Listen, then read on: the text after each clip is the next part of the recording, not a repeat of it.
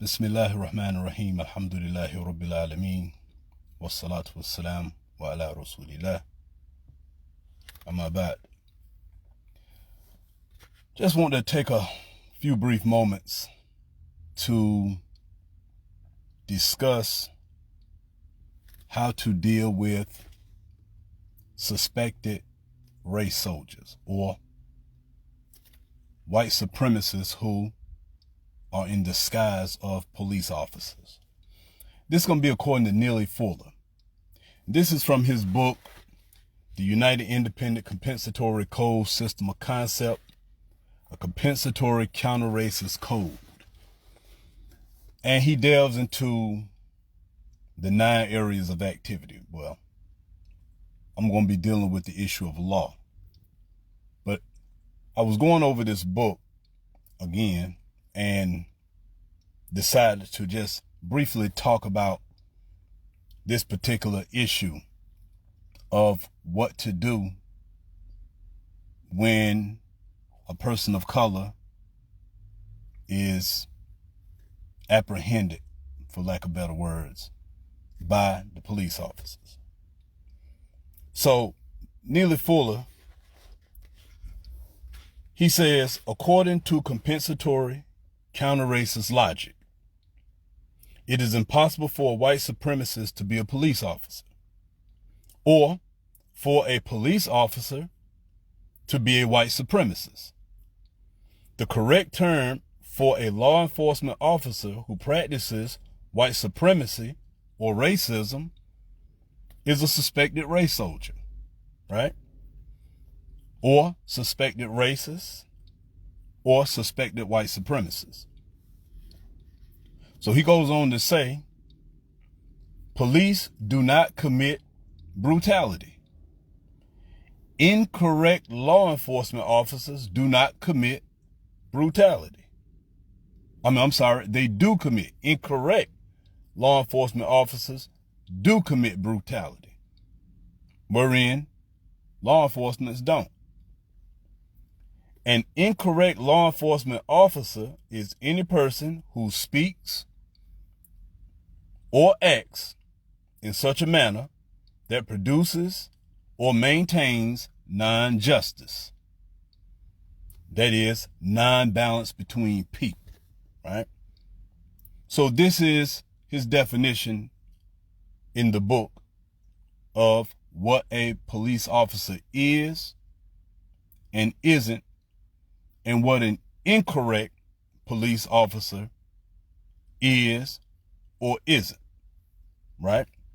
So, moving along to the issue of when you find yourself in the presence of law enforcement, persons, and in general, interactions with them, do the following, right? Now, check out these 5 points that he goes into with regards to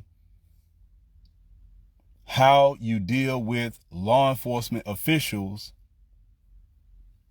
if you come into contact with them or if there's any type of interaction. And of course, he is talking to non-white people, right? So, he says, while in the presence of law enforcement persons, he puts in inverted commas, law enforcement, and in your general interactions with them, do the following. Number one, very important. Be as calm and as courteous as you possibly can. This may or may not work, but this is his opinion. And Mr. Neely Fuller, being an older person, there's some wisdom behind remaining calm and courteous. You don't exacerbate the situation, right? 2, he says, answer all questions in a manner that is calm and constructive, right? Be calm when you're answering questions, and be constructive in your answering. Tell them like it is, right? Be truthful. 3, he says, if you are not absolutely certain of the answer to a question, say that you are not sure. That's all you have to tell them, that you're not sure. 4, do not use any profane language. And 5, do not do anything or say anything that may cause a greater problem. Now, this is his position that he takes with regards to people of color or non-white people. These are things that they should do if they find themselves in the presence of law enforcement. And one of the things that we see a lot on social media is the fact that many times we want to get into a challenging, confrontational, way, or have confrontational behavior when confronted by law enforcement, right? He's saying don't do that because, for the most part, this may agitate a suspected race soldier. And this may give the race soldier, in his mind or her mind, justification to cause psychological or bodily harm, right? So this is why it's not a good idea to ask a lot of questions with regards to, why are you stopping me? What's the problem, officer? And the reason being, if you look at this, you've probably seen videos online of people who were questioned by the police. And it goes something like, am I being detained? Well, if I'm not being detained, then you have no cause to hold me. Am I under arrest? You have no cause to hold me. And for the most part, generally speaking, yeah, this is true. But unfortunately, when it comes to people of color, you may not be able to get away with that. And this is something that many of us have to be cognizant of. You can't do what your white counterparts do. Although, legally speaking, you may be correct. That's the reality of the world that we live in. And I'm not saying we should bow down to it, but what I am saying is, if possible, do some of these things that he mentioned, to the point where if you live through the engagement or the altercation or whatever the case may be, then you live another day to be able to challenge these things in the future, right? So basically he's saying do not do anything whatsoever, language otherwise, that can make the situation worse, right? And this is something we Muslims, right? African-American descent, Muslims who are from the Latino population, right? These are realities that we know, right? These are realities that we have to deal with, right? So we may disagree with his methods here, but at the same time, there's some wisdom in it. So in talking about police officers, he goes on to say, now check this out. Check out what he says with regards to police officers. Wa alaikum salam rahmatullah. So he says, always suspect, very important, always suspect that a white person is a white supremacist racist if he or she approaches you with their weapon drawn. Like in a situation where you don't pose a threat and they have their hand on their guns, or they have their guns drawn in a situation wherein there's really no need for it, then you need to automatically put in your mind that this individual is a white supremacist or AKA a race soldier, right? Now check this out. He goes on to say, he said, as long as white supremacy racism exists, expect to be maimed, killed, or falsely accused by any white person who confronts you by presenting himself or herself as some form of law enforcement official, police person, sheriff, constable, investigator, soldier, etc. Right? This is his view. Right? So I'm bringing this primarily for us Muslims to basically wake up, particularly those of us who are African American or Hispanic, right?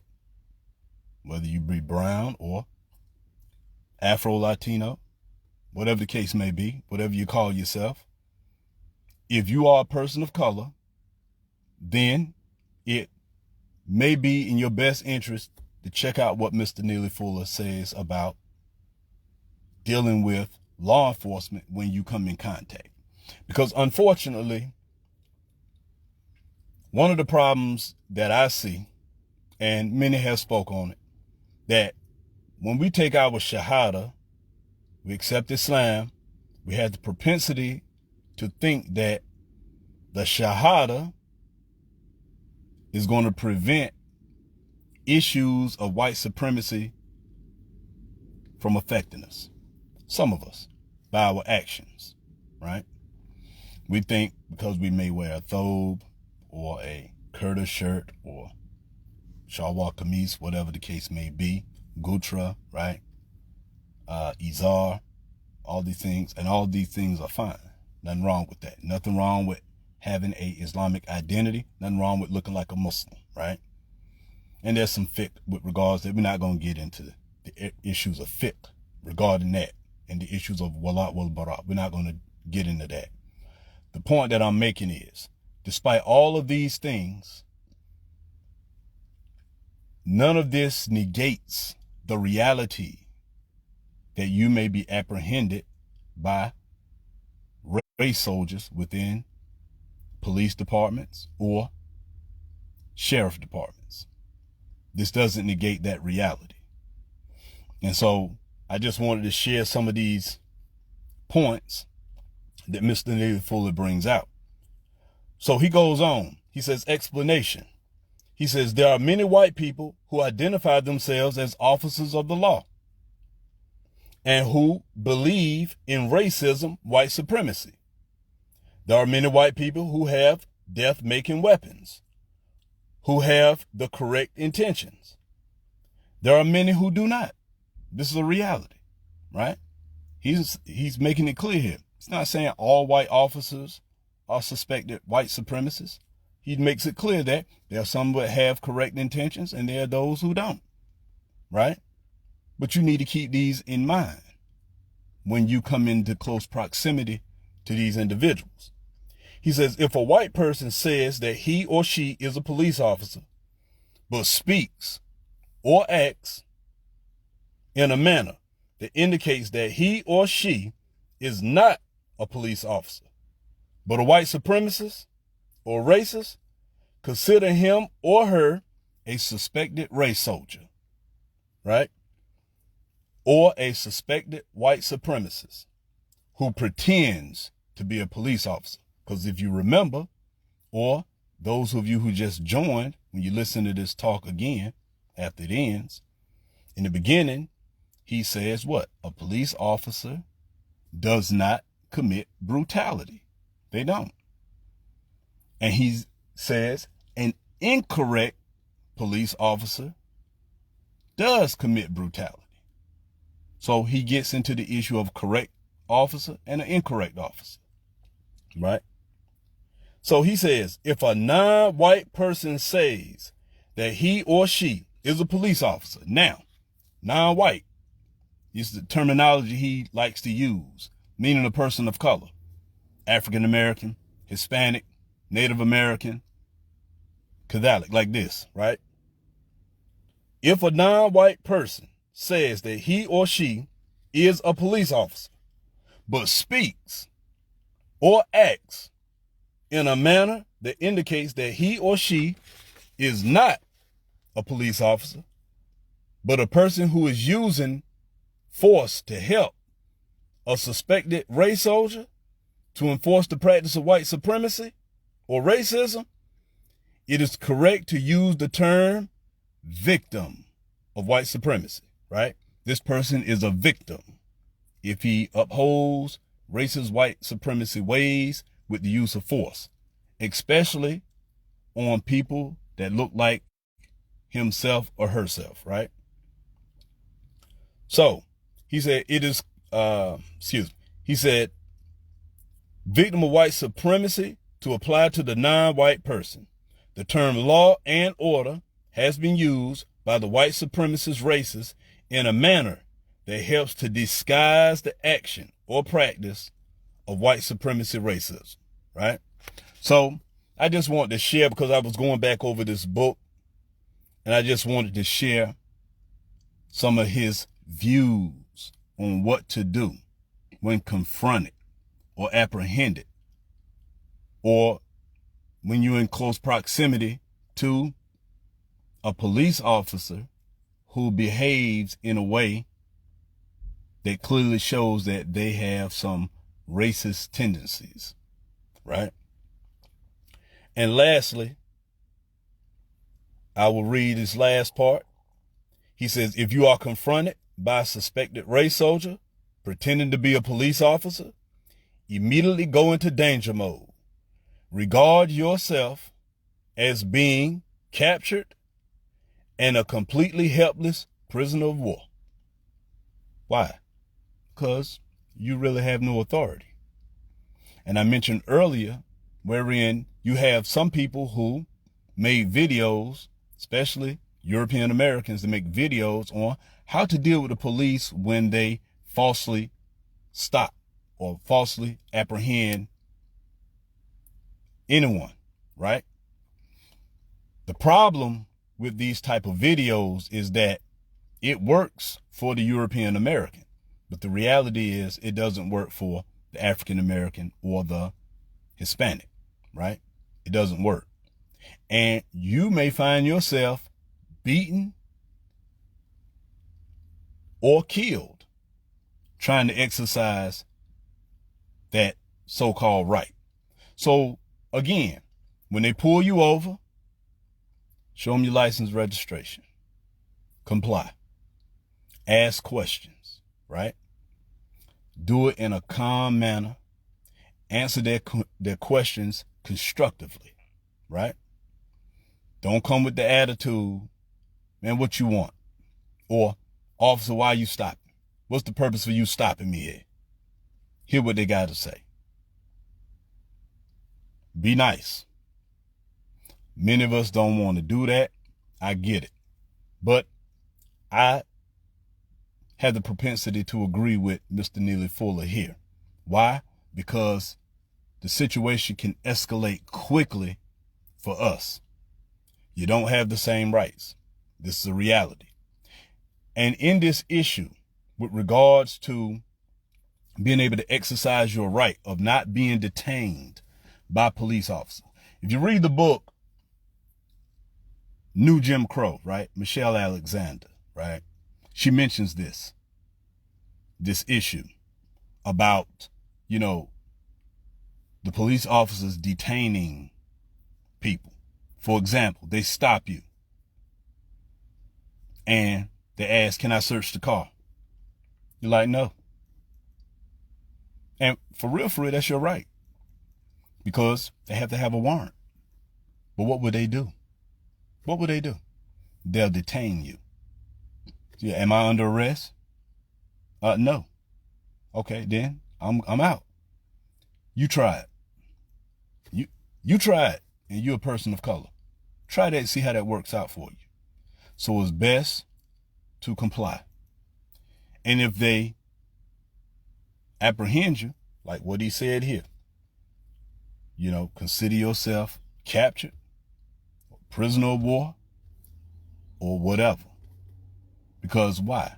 This is something that is familiar to them. This is a behavior that they've participated in since what? The inception of the country.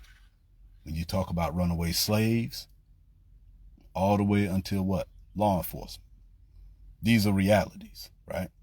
So, in closing, just a reminder, and I reiterate, Alhamdulillah, Allah has guided us to Islam, guided us to the Sunnah, Alhamdulillah, many of us, and many of us from amongst our people, from amongst the African Americans and the Hispanic population, many of us continue to say our Shahada, right? Alhamdulillah. It's a beautiful thing. But that Shahada, in no way, shape, form, or fashion, understand what I'm saying? Your Shahada in no way, shape, form, or fashion protects you from what? White supremacy, racism. Of course, everything is in the hands of Allah, and Allah does as He will.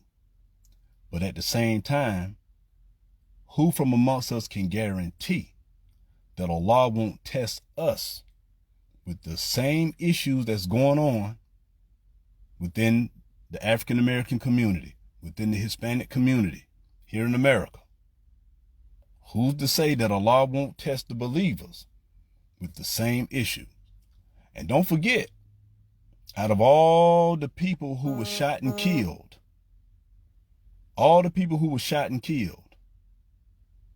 here in America, it was just a few years ago, one of our brothers was murdered. Just a few years. Body riddled with bullets. I think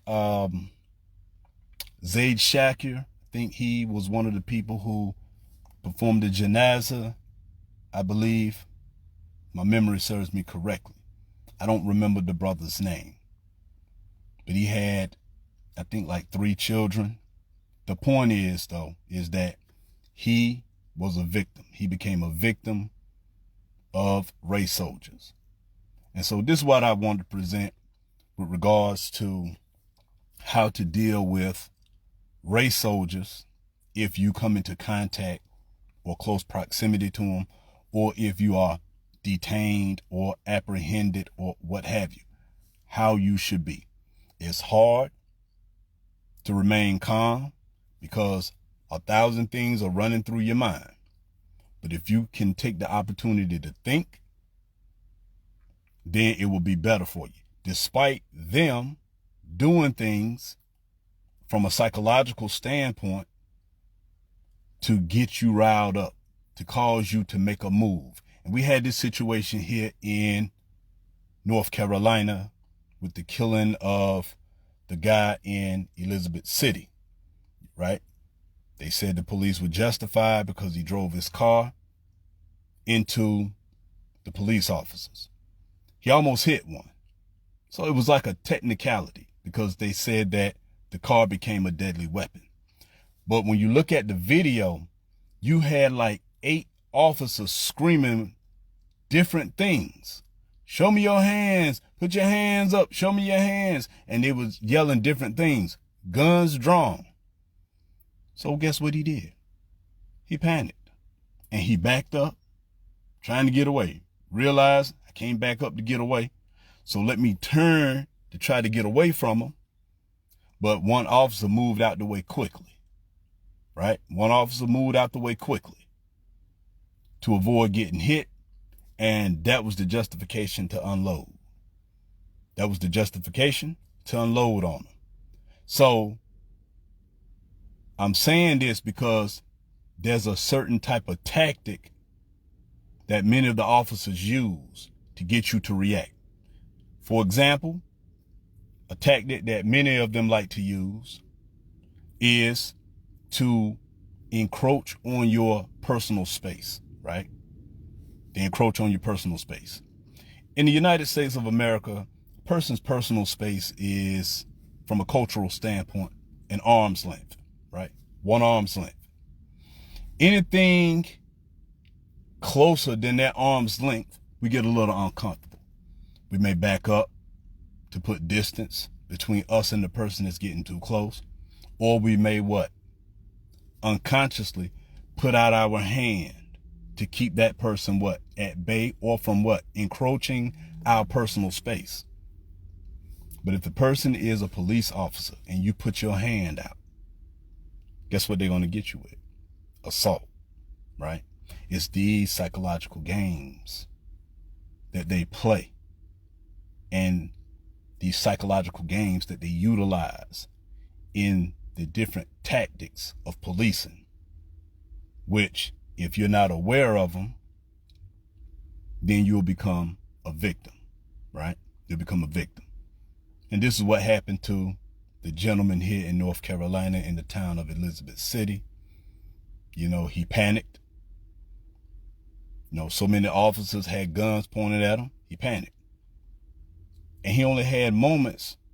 Who knows what was going through his mind? He only had moments to act. And he chose to try to get away. But he almost hit an officer. So they gave justification to, you know, murder.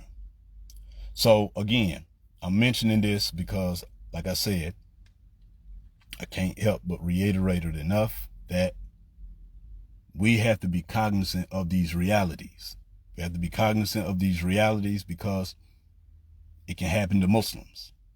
And if we're not sharp and we keep walking around in denial or oblivious because we took our shahada, we know Arabic, or some of us are studying Arabic, or whatever the case, some of us studied overseas, whatever the case, it don't matter. But if we're not cognizant, then the same thing can happen to us. We have to be cognizant, and we have to teach our children and grandchildren and how to deal with the police officers if they come into close proximity. So this is what I want to present. It's almost Maghrib time here. So inshallah, if this was any benefit and whatever was correct, no doubt it's from Allah. And if there's anything incorrect, you can make no doubt about it. It's from me and the shaitan. Make no mistake about that one. So I end. Subhanakallahumma wa bihamdik. Shadun la ilaha illa anta astaghfiruka wa atubu ilayk. Assalamu alaikum rahmatullahi wa barakatuh.